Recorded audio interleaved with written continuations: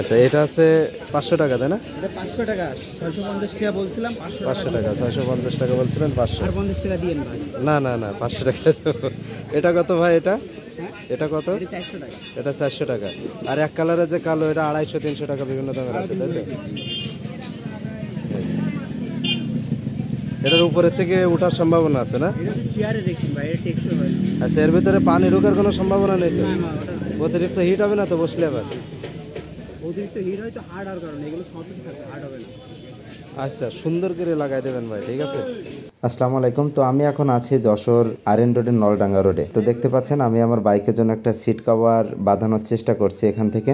আসলে সিট কভারটা কিভাবে লাগানো হয় সেই সম্পূর্ণ প্রসেসটা আপনাদেরকে দেখাবো। সেই সাথে আমি আপনাদেরকে একটু জানাবো আপনার বাইকের জন্য আসলে কি ধরনের সিট কভার ভালো হবে, লাগানোর আগে কোন বিষয়গুলো মাথায় রাখতে হবে, সিট কভারের সুবিধা অসুবিধা ইত্যাদি। তো প্রথমে কথা বলবো কোন ধরনের সিট কভার ভালো। বাজারে বিভিন্ন ধরনের সিট কভার পাওয়া যায়, সাধারণত রেক্সিন কভার, কুশনযুক্ত cover, waterproof cover, mesh cover ইত্যাদি ধরনের পাওয়া যায়। যারা দৈনিক আসলে অনেকক্ষণ বাইক চালান তাদের জন্য কুশন বা জেল প্যাড যুক্ত কভারগুলো কিন্তু একটু ভালো এবং আরামদায়ক। বৃষ্টির মৌসুমে ওয়াটারপ্রুফ কভার ভালো কাজ করে, তাই সিট যাতে না ভিজে যায় বা বৃষ্টির পানি যাতে না ঢুকতে পারে সে বিষয়টা অবশ্যই মাথায় রাখবেন এবং সেটা ওয়াটারপ্রুফ কিনা সেটা অবশ্যই জেনে নেবেন। আর যারা বাইকের একটু স্টাইলিশ রাখতে চান, স্টাইলিশ দেখতে চান, রাখতে পছন্দ করেন, তাদের জন্য কালারফুল বা কাস্টম ডিজাইন কভারও আছে, এগুলো কিন্তু অনেকটা ভালো হয়। তো এখন আমি আপনাদেরকে বলবো যে সিট কভার লাগানোর আগে কোন বিষয়গুলো মাথায় রাখা খুবই জরুরি। প্রথমত সিটটি ভালোভাবে পরিষ্কার করে নিতে হবে। যে সিটের উপর নতুন কভারটি লাগাচ্ছেন সেটা অবশ্যই পরিষ্কার করে নিতে বলবেন। দ্বিতীয়ত হচ্ছে কভার যেন পারফেক্ট ফিটিং হয়। তো